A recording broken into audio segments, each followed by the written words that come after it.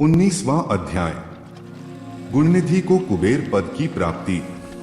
नारद जी ने प्रश्न किया, हे ब्रह्मा जी, अब आप मुझे यह बताइए कि गुणनिधि जैसे महापापी मनुष्य को भगवान शिव द्वारा कुबेर पद क्यों और कैसे प्रदान किया गया। हे प्रभु, कृपा कर इस कथा को भी बताइए। ब्रह्मा जी बोले, नारद, शिवलोक में सारे दिव्य भोगों का उपभोग तथा उमा महेश्वर का सेवन कर वह अगले जन्म में कलिंग के राजा अरिंदम का पुत्र हुआ। उसका नाम दम था। बालक दम की भगवान शंकर में असीम भक्ति थी। वह सदैव शिवजी की सेवा में लगा रहता था। वह अन्य बालकों के साथ मिलकर शिव भजन करता। युवा होने पर उसके पिता अरिंदम की मृत्यु के पश्चात दम को राज सिंहासन पर बैठाया गया। राजा दम सब ओर शिव धर्म का प्रचार और प्रसार करने लगे। वे सभी शिवालयों में दीप दान करते थे। उनकी शिवजी में अनन्य भक्ति थी।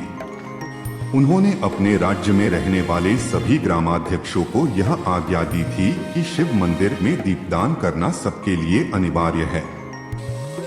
अपने गांव के आसपास जितने शिवालय हैं, वहां सदा दीप जलाना चाहिए। राजा दम ने आजीवन शिव धर्म का पालन किया। इस तरह वे बड़े धर्मात्मा कहलाए। उन्होंने शिवालयों में बहुत से दीप जलवाए।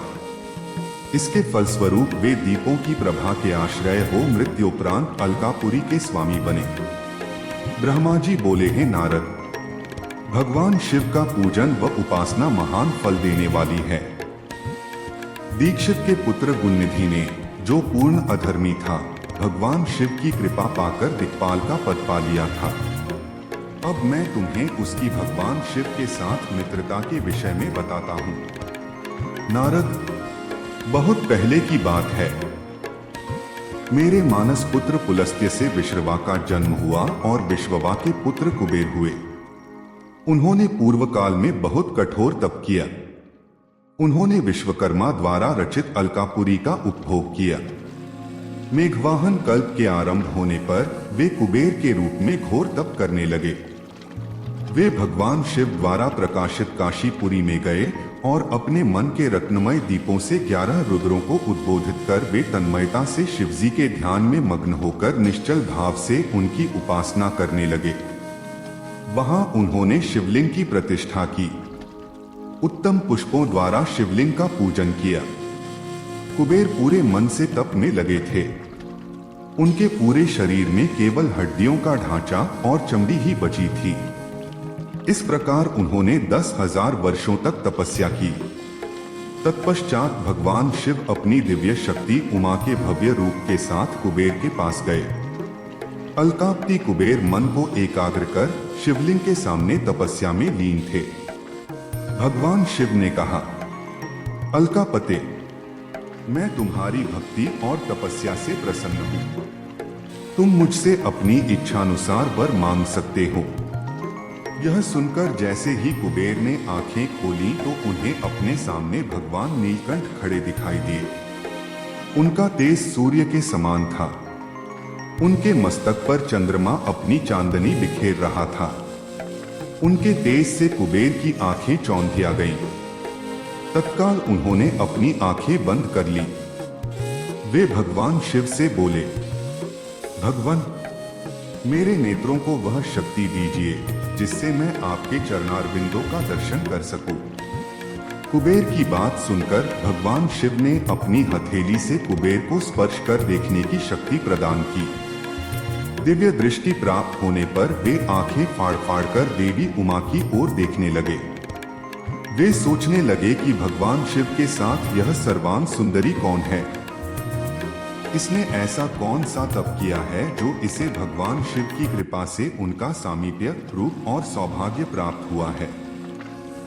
वे देवी उमा को निरंतर देखते जा रहे थे। देवी को घूरने के कारण उनकी बाईं आंख फूट गई। शिवजी ने उमा से कहा, उमे, यह तुम्हारा पुत्र है। यह तुम्हें क्रूर दृष्टि से नहीं देख रहा है।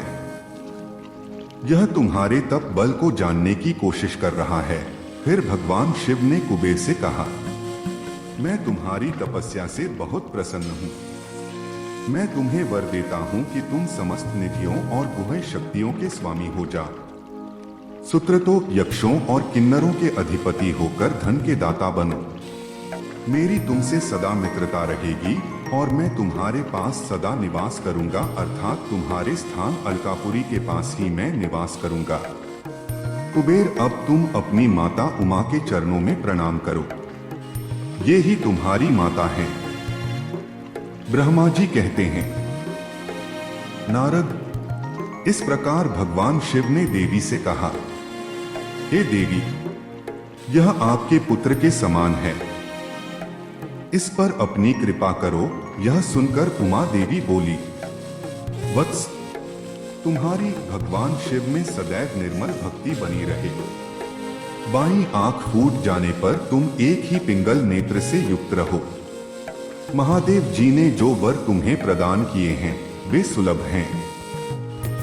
मेरे रूप से ईर्ष्या के कारण तुम कुबेर नाम से प्रसिद्ध होगे। कुबेर को वर देकर भगवान शिव और देवी उमा अपने धाम को चले गए। इस प्रकार भगवान शिव और कुबेर में मित्रता हुई और वे अलकापुरी के निकट कैलाश पर्वत पर निवास करने लगे।